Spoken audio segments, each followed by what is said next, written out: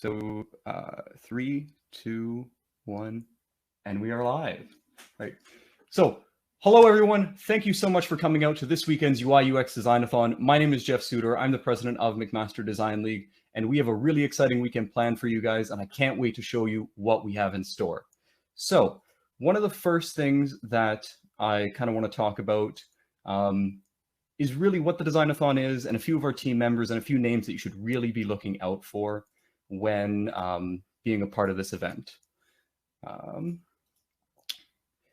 Yes, okay. Sorry, we were getting messages. So MDL team leads, names that you want to look out for, people that are going to be really helpful throughout this event. So you have myself, I'm the president of McMaster Design League, Jeff Suter. We have at MDL Yash Jan, he is our lead technical. At MDL Longshi, she is our main sort of graphic design person. We have at Lauren, who is one of our sponsor co-leads, Lauren Rotz. We have at David Candy, he's another one of our sponsor co-leads. We have at Alman, she is our marketing lead. So these are all some of the different team leads that we have here at McMaster Design League. And they are going to be really helpful for sort of pointing you guys to the different people that are part of the team and are going to be able to kind of guide you guys along. So I'm going to ask my subject matter experts to please turn on their video. So this year, everything's online. Everything is a little bit different. And so I'm just accepting them into the back. So everything's online. Everything's a little bit different. So we're not going to have sponsors there full time. So we have two members of our team here, Quinn and Rachel. And essentially these subject matter experts are going to be your line between our company sponsors and the problem statements. So our subject matter experts are going to be able to answer a lot more of your simpler questions, your more sort of surface level questions. And then we highly, highly encourage you to speak to the sponsors and really get their insight to be able to answer those deeper, tougher questions. So I'm going to pass it over to Rachel if you want to do a quick blurb and talk a little bit about the problem that you're going to be linked with. Absolutely. So, hey, everyone. I am the subject matter expert for InVN, and they are a super cool startup that's running out of, they actually started up with one of McMaster's labs, and they're all about biotechnology, basically. So they work with pharmaceutical companies, and they'll get into this a little bit later, but they work with understanding the molecules present. However, currently they have a web application that a lot of their scientists and researchers are really having troubles using, and it's not intuitive. So if this is sort of, you know, sparked your interest, feel free to talk to me throughout the event. I'll be in the sessions, and you can message me and we can work through the design process. I'm here to help, and I know the basics of UX, UI, and yeah, super excited for this. Awesome. And so now I want to pass it over to another one of our experts, also a member of our marketing team, same as Rachel, Quinn. Yeah, I guess we're all marketing. So hi, everyone, I'm Quinn. I'm a first-year engineering student at McMaster University, as you might know, and I'll be the subject matter expert for MyPalette. So MyPalette is a startup company developing a recipe app that is specifically targeted toward immigrant seniors with dietary restrictions, whereas they found that a lot of recipe apps, simply what they do is subtracting recipes from a large database that might not always apply to ethnic foods and just different foods that everyone loves to enjoy. And what they're doing is that they're creating a recipe app that's specifically for them that works by using machine learning and AI to implement ingredient substitutions and, in essence, creating new recipes. They will be sure to go more into detail about it, but if you have any simple questions just about the problem statement, about the app, I'm your best bet. You might not see a lot of me tonight just because I have a midterm, but you'll be seeing a lot of me during the weekend. And super excited to meet everyone, and feel free to hit me up if you have any questions. Alrighty, and so our last subject matter expert is having a little bit of tech issues. So once she's on, I'll be happy to introduce you guys to Tasneem, and she is working with Leapgrad, who is essentially the young person's LinkedIn. It's meant to be a lot more social, video first, and they're looking for a really exciting new content feed. So I'm really excited to be able to showcase that problem to you guys. Also, throughout the weekend, we have a lot of various sponsors and various designers that are a part of this event. You're going to meet a couple in a few minutes, but I also really encourage you guys to seek those out as resources. They're really experienced, and not only people that are sponsoring the event, not only people that are on our team, but talk to your fellow participants. You know, we have people from all around the world that have come out. Like, we have people from Australia, we have people from the States, we have people from Oman, we have people from the UAE. Like, it's global. This is the first truly global Designathon that we've been able to do. So definitely pull from your peers, pull from other people that are in this competition. You're going to get so many different design styles and so many different levels of experience. It'll bring so much value to your work and so much just excitement to it, because you just don't get to see this. It's so rare that you actually get to be a part of such an international competition. So I want to introduce Alex Moika. He is the president of the McMaster Engineering Society, and he is going to share a little bit about sort of the MES and yeah, over to you, Alex. Hey, thanks so much, Jeff. And it's great seeing all of you. So as Jeff said, I'm the president of the McMaster Engineering Society. What we are is this engineering society on campus that promotes student engagement in social life, academics, wellness, and of course, great clubs and teams like Mac Design League. So as I said, in the McMaster Engineering Society, we're always trying to provide the best value to you, the students, by sponsoring groups and teams with the resources we have available each year. Mac Design League is one such group, and with its yearly Designathon has been a long-standing group that has definitely been a role model within the McMaster engineering community to affiliates and clubs and teams alike. This year's themes of user experience and user interface designs are ones that have exploded in recent years. As these skills become increasingly more in demand, many engineers all across fields are being asked to incorporate them into aspects throughout their designs. It's honestly incredible to see so many students coming out and participating in this year's Designathon from all around the world. And I wish you the best of luck with your challenges in the next few days. Yes, thanks so much, Alex. We really appreciate you coming out, and we got a hold of Alex on pretty short notice, so we were really glad that he could come out and sort of speak on behalf of the Engineering Society here at Mac. We're really fortunate to have their support, not only financially, but through their mentorship and the resources that they provide us. So we're really grateful to have them be acting as one of our sponsors. So I want to introduce you guys to our next sponsor. So this is kind of an exciting startup that is entering the pet healthcare space. And I want to introduce Malcolm Cardoza and Bradley State from Howler. Oh, there we go. Malcolm is on.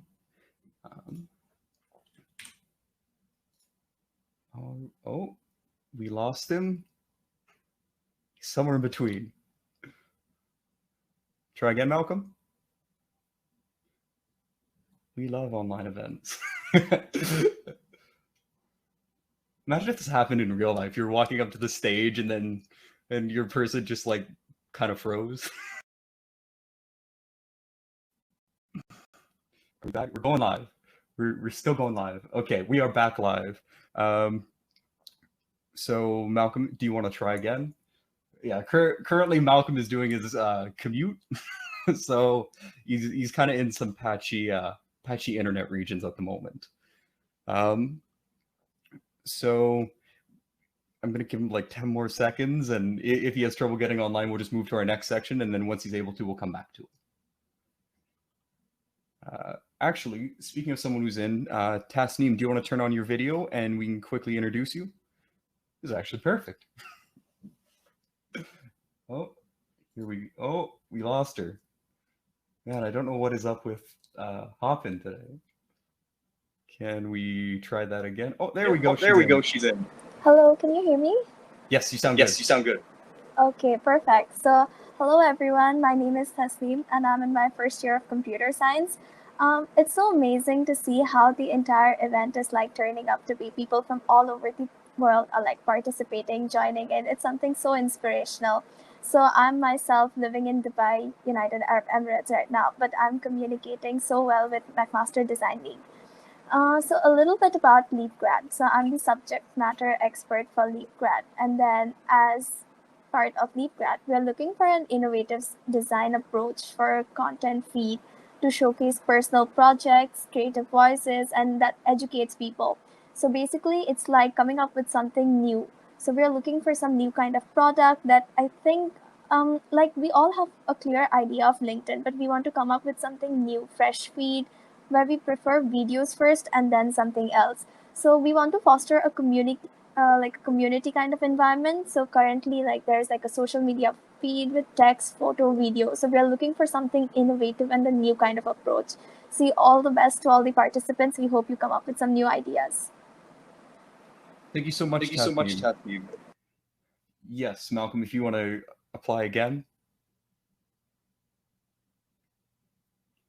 Oh, we are waiting.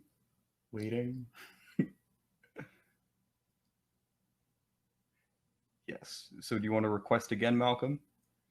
If it's still being spotty, then we can keep going. Oh, there he is. Hey, Jeff, I'm on a train. And hi, everybody. Yeah, so you might hear an announcement, so I'll try to be really quick. My name is Malcolm Cardoza. I'm a consultant at RBC, and I'm also one of the co-founders of Woofer Inc. Right now, we're building a mobile app for the pet tech industry. And my other co-founder, Bradley, couldn't be here tonight, but we're super excited to see what comes of the next few days and all the laborious efforts. And there's the announcement. But one ask for everybody, if you want to learn more about Howler, please do check out our social. It's at Howler. And if you want to learn more and connect with me, do it through the DM. So thanks so much. Thank you for coming out, Malcolm. We really appreciate you taking some time out of your train ride. Malcolm and Bradley will both be acting as guest judges, as well as sort of mentors for this competition, as they've been in the startup and UI UX space before. So we're really excited to be able to have both of them participate in this event. Additionally, there's one other person that I want to introduce, and kind of near and dear to me. He was part of the original group of guys that founded McMaster Design League and have turned it into a larger organization. I'd like to introduce Natash from National Design League to have him speak a little bit about sort of what National Design League is and what they've been up to. Can you guys hear me? Good. All right, hey. Hey everyone. So yeah, my name is Natash Mystery. As Jeff mentioned before, a dear friend of mine as well. So yeah, I was a part of, or the co-founder of McMaster Design League like 3-4 years ago. I know I feel old. I don't know why. But I graduated McMaster ever since, and now me and 4 of my other colleagues that also were co-founders of McMaster Design League have made it into something called the National Design League, where we're actually going to other universities and sort of pitching the idea of hosting designathons like this one right here, or an upcoming designathon like CAD designathons happening in January, to other universities across Ontario. And yeah, like this is I have to admit, like I'm really excited for this weekend. I'm here right now. The rest of the team's going to be here throughout the weekend. But just seeing you guys, like seeing people from all over the world come to this UI UX designathon, it's going to be amazing. Like this is the second time it's going to be ran. This is the second time it's going to be ran among all universities, because McMaster's the only one going to do it twice. So I'm really proud of these guys, and it's going to be a really fun event. Like this team is amazing, and I wish them all the best, and I wish all the contestants the best. If you ever want to shoot me a message about like National Design League and starting a designathon at your university, then just hit me up on social. Natash Mystery, you can find me, or you can hit us at National Design League. If you hit me up on social, you might notice I have a beard, but I have a mustache now because of Movember. So yeah, that's something different now. But other than that, have a great weekend, guys. And Jeff, you're doing awesome. Take it away, man. Thanks so much, Natash. We really appreciate you guys coming out. The National Design League team will also be acting as judges, mentors, and really just experience that you guys can pull from. You know, back in the day, they did a lot of this, you know, by hand when it came to creating these larger events, as well as a lot of the promo and the branding. So definitely check them out. There's a lot of really good experience on that team and lots of really good info that you can pull from them. So let's reshare this. So we do that. So I want to thank a few other sponsors and then do a little bit of housekeeping, and then we're going to get to our main challenge problems.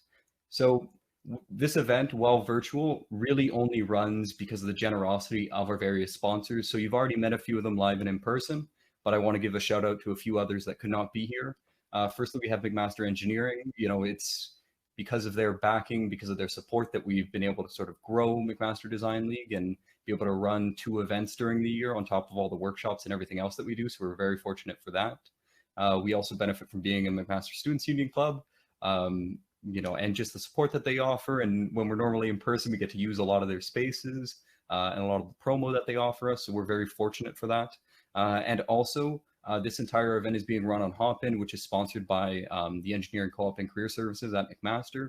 We're really fortunate that they opted to choose this platform for all the different student clubs on campus. And so we're really grateful that they allow us to use it to run this event. We also have 2 sponsors that are providing prizes for us. So we have Sketch, who is providing 2 licenses. Those are going to be given out as prizes for the mini challenges. And then we have Mock Plus. So Sketch is a UI UX design tool, and Mock Plus is more of a UI UX ecosystem that goes from sort of, you know, the actual prototyping stage to the developer handoff and everything in between. We're very fortunate that Mock Plus, by participating in this event, everyone is receiving a 2-month trial of their paid service.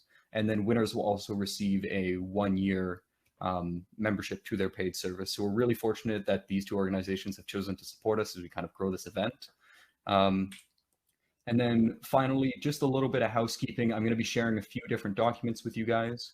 So these should all be located either on the Hopin or they were distributed with your email. So the very first one that I want to hit on is this participant package. So this participant package is sort of our one source of truth for this event. If you've never done a Designathon, you have no idea what's going on, this is going to be home base for you guys. There's a few things in here that I really want to talk about really quickly. So the first one is Mdl Radio. We have a lot of really exciting stuff planned for this weekend. We got lots of workshops, talks, networking events, movie nights, you name it, it's happening this weekend, but that doesn't fill the whole time.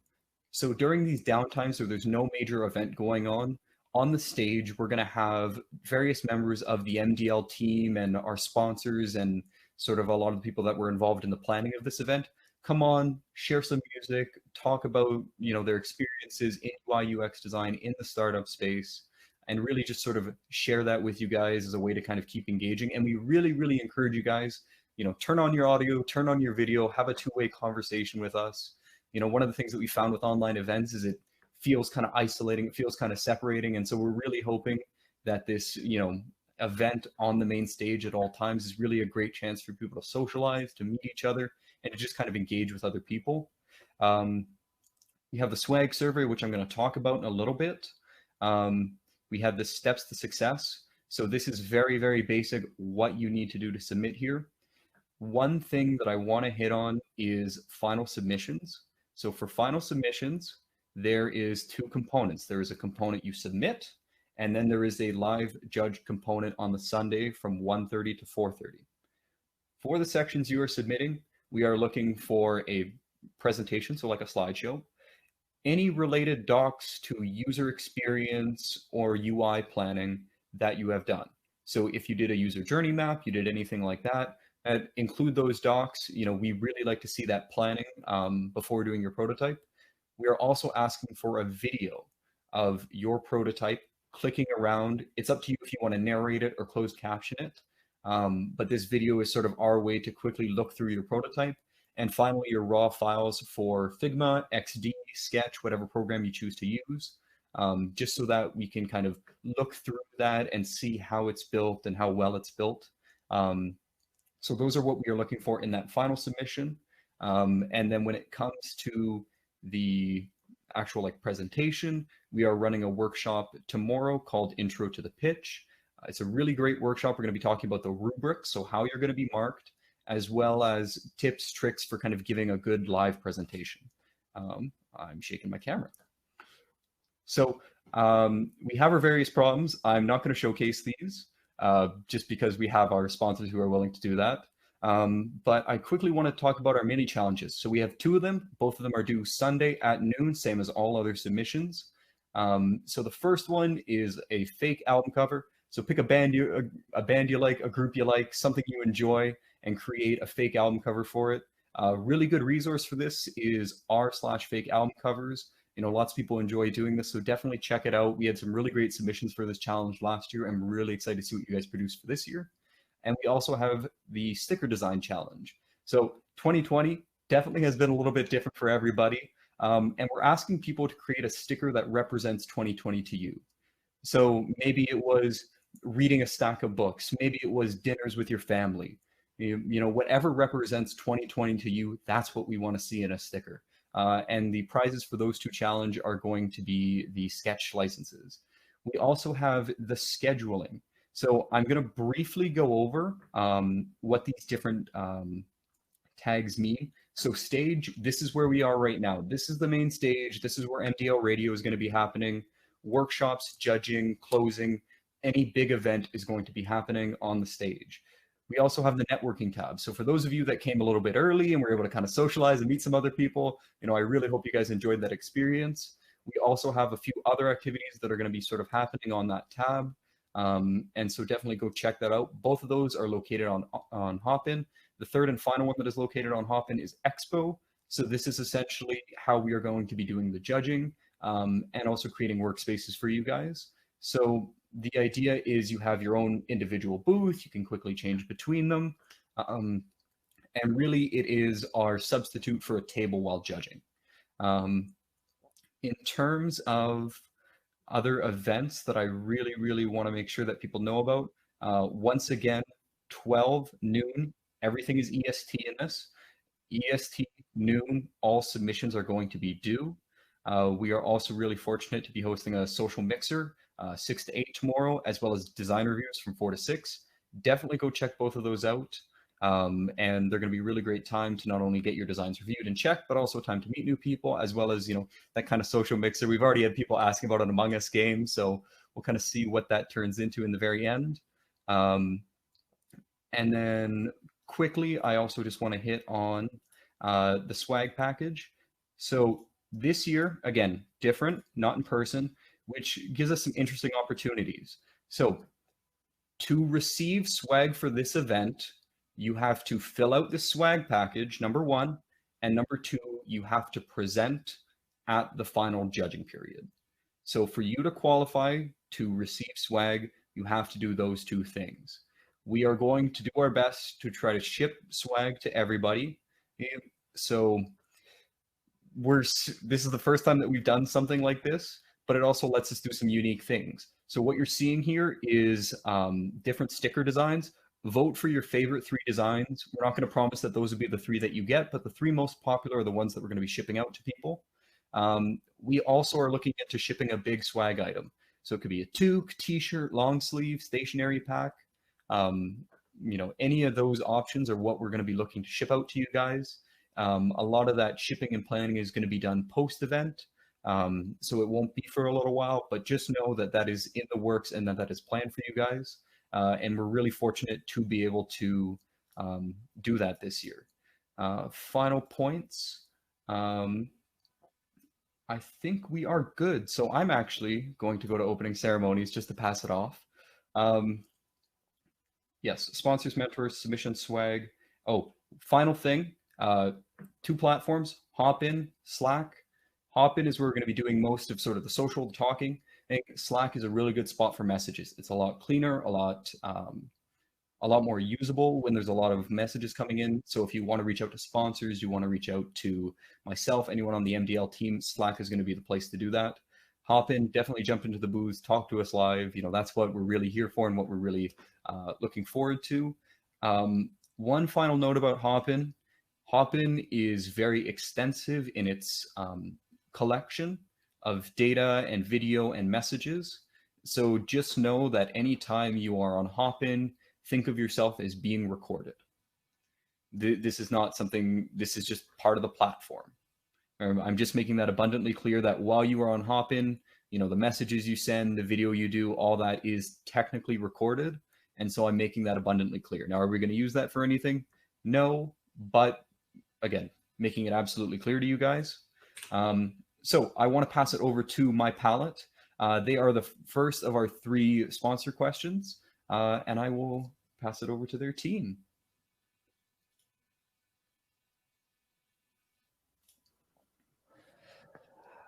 Hello, everyone. I'm Tancred. I'm the co-founder and CEO of My Palette. I'm excited to meet with all of you this weekend and look forward to seeing what kind of projects you make at Designathon. So who is My Palette? Well, we are an early stage startup to create a platform to help people who have dietary restrictions like diabetes, kidney disease, and find foods and recipes that better reflect their own cultural preferences and background. When people get diagnosed with these kinds of medical conditions, what the doctor ends up giving you is a list of ingredients you need to avoid. And when you go back in home and search up recipes on your own conditions from like Google or other recipe apps, you usually end up with like healthy foods or westernized foods that and find very little that are like culturally relevant to your condition, especially if you're of a cultural minority. So this is where My Palette can come in and provide a solution. We take the recipes that you love and enjoy, and we analyze those ingredients based on your personal health restrictions and modify those recipes so that those recipes are tailored for you. So in regards to how My Palette got started, well, we started off in a pitching competition just like the one that you are attending this weekend. The problem suggested to us was by my co-founder, Derek, who remembered the struggles of watching his own family who had, like, you know, chronic kidney disease, make choices of either staying healthy or enjoying what they ate. From there, we developed what became My Palette and ended up coming second place overall and won the People's Choice Award. As of today, we're now planning to launch a product in January 2020. So let me see if we have our slide. Are we able to share slides here? Ooh, we are. Okay, I'm going to share our slide. Everyone able to see? Cool. All right, so let me go through this. So yeah, just like I said, we started in 2019, and our goal is to help people with dietary restriction find cultural recipes. So we value inclusivity and diversity. And so today, I mean, this weekend, you'll be able to see these people on our team. So LJ, Calvin, Christina, and Quinn, who will be assisting you if you have any kind of questions for the design challenge for My Palette. In regards to opportunities at My Palette, we do offer volunteer opportunities in marketing, research, development, and design and outreach. If you're interested in any of these opportunities, feel free to send us an email with your resume at info@mypalette.ca, and we'll contact you if you're selected. So in regards to the challenge, I'm going to pass it off to LJ, my lead designer here. So hi everyone, I'm LJ. As Tancred mentioned, I'm the product design lead at My Palette. So the challenge we pose to you today is as follows. We'd like you to design a web or mobile mock-up that will enable immigrant seniors to look up cultural recipes with ingredient substitutions for their dietary needs and medical conditions. So at My Palette, we believe that acknowledging cultural relevance for individuals is a key driver for positive health outcomes. And we're trying to support people as they navigate long-term sustainable dietary changes. So when you're designing, it might help to even imagine your own experiences with your grandparents or even your parents. Keep in mind who will mainly be using the app, or be it web or mobile, and their familiarities with technology as you're planning your user experience. You can choose a specific immigrant group or keep it broad. You can use My Palette's branding as a starting point, but we're not limiting it to it. The challenge is generative, and I'd love to see what you folks come up with.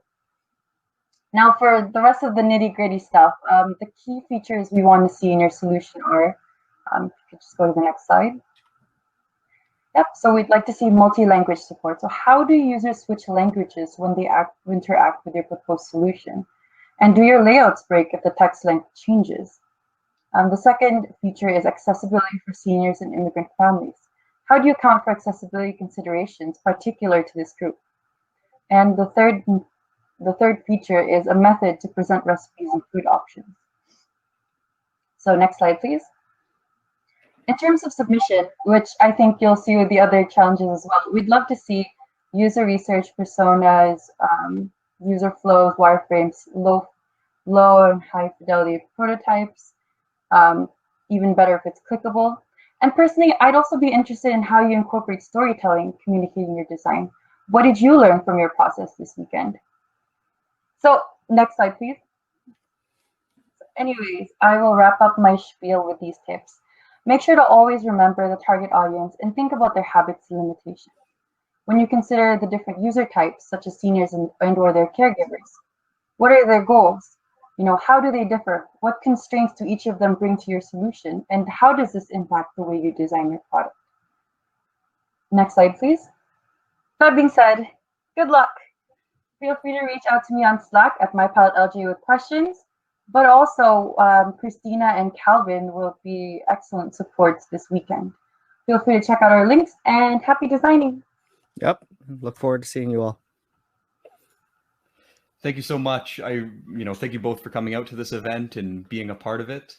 And next, I would like to invite on Leapgrad to share with us a little bit about their platform and the challenge that they've posed for this weekend. Hey everyone, how's it going? Thank you so much for having us here today. We're really excited about this whole event. It's really nice to see everyone from around the world come together, for such a creative event going on here. My name is Justin. I'm the COO and one of the co-founders of Leapgrad. Leapgrad essentially is a student networking platform for millennials and Gen Z to find jobs, to engage with other students, and interact with employers. Best way to really describe it would be a LinkedIn meets Instagram approach to professional networking and fostering a student community out of it. I don't know if I could bring up the slides that I submitted there. Is there a way I could share screen that? Or... Let me just, sorry about that, one moment. I've already shared it. Okay, excellent. Awesome. Yeah, so again, just we're a social networking platform. It's specifically catered towards Gen Z and millennial demographic. The reason for such is that out of 93% of 18 to 24-year-olds have an active Facebook account, yet only 13% have an active LinkedIn account. And so I don't know if you just go to the next slide or the one after that. Yeah, so essentially, yeah, that one right there. Thank you. So again, the problem with LinkedIn we found through our research, and this was kind of the origins for Leapgrad itself, was that LinkedIn isn't a platform that necessarily caters specifically to students and recent graduates. It's more for those who are well-established professionals who've got years of experience going on for themselves. We didn't find it to be much of an inviting place for somebody who's just starting their career journeys. And last year we kicked off our development and around September, but before that we had conducted a couple months of just market research to see if there was anything that would really fit that need. And this was just based off one of our co-founders and our CEO. He actually worked as a recruiter for quite a while at a big Ontario firm, and he always just found it so hard to find students and recent grads. He found it to be quite fragmented, and so this kind of gave us an inspiration to really create that student community focused on providing career opportunities to them, along with being able to interact with one another. So just the problems that, again, there's a few major players in the industry. The networking part even is not as fun for students or as efficient as it should be. And just to be able to claim the market as well for students, there's not a significant player in it. So for us, it's about the professional nature that comes with being on LinkedIn or other platforms. There's a steep learning curve associated with it. So for Leapgrad, it is to try to minimize that too and make it a more foster a welcoming environment for them. And just the next slide, please. So just to give an idea of like the kind of design we'd be expecting for the content feed, I guess that's what we're looking for more or less, would be something along the lines of having a focus on video technology.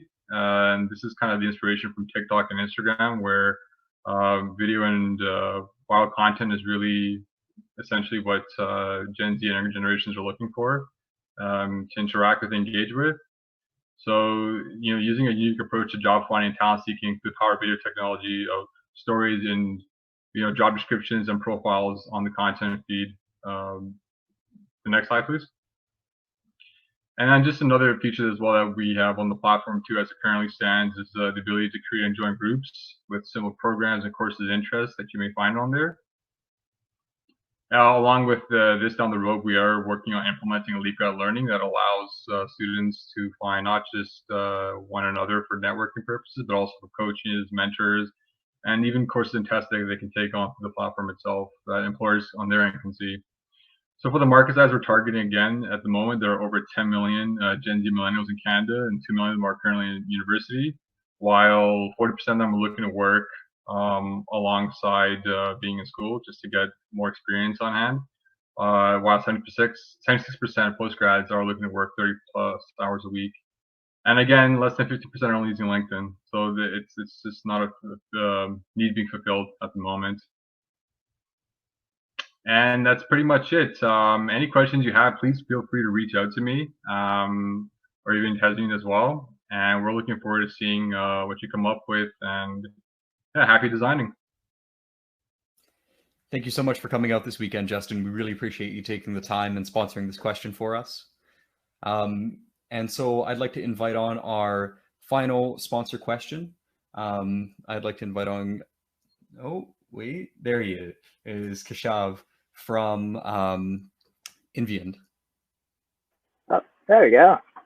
Hello, everyone. I'm Keshav, and I am from a startup right here at McMaster in the McGarvey lab.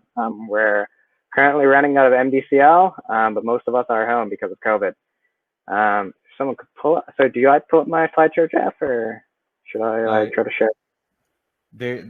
I can pull it up for you. Oh, please do. Thanks. All right, so I'm going to give you guys a little bit of a background here, guys. We are in biotech, and I know that most of you guys are not scientists. So let me try to get you all riled up about science. So I don't know if anyone knows who this old man is. He is one of the founding fathers of medicine. His name is Sir Alex Fleming, and he's this world-renowned guy. He's a world-renowned scientist. And let me paint you a picture of the 1920s. All right, so we have this old man, crazy scientist. He's studying all these different types of bacteria called Staphylococcus. You might hear about old people getting these infections today, when they have like sepsis, blood infections, they get an infection from like a catheter. That's Staphylococcus. So he is trying his best to find something to kill the staph infection. So not making any breakthroughs, he takes a break. He goes on vacation. But him being the messy scientist that he is, he leaves the window open. And so when he comes back from vacation, you wouldn't believe what's growing in the plates. A bunch of mold. And so he goes and he starts inspecting his plates, and he goes and sees the mold is actually killing the Staphylococcus. And so it turns out that, if you could go to the next slide, that microbes are in a constant war with each other. And so it turns out the kingdom of fungi, like the molds, and the kingdom of bacteria are producing molecules, these weapons, these evolutionary arms race weapons that are killing each other. And this is what we call natural products. These are your like regular like antibiotics, like your penicillins, that you take when you have like a cold of some sort. But these also include like anti-cancer molecules and antifungal molecules if you get like athlete's foot or something like that. Like we use all these really cool molecules. And so if you've heard of things like Activia, so this is a probiotic that you might have heard about. And what people are doing is they're eating these bacteria, and the bacteria goes to their gut and it makes them poop, right? It makes you regular and makes you healthy. That has to do with all these molecules that the bacteria are producing to interact with each other with their arms race. Now imagine that if we could have an Activia, but for plants.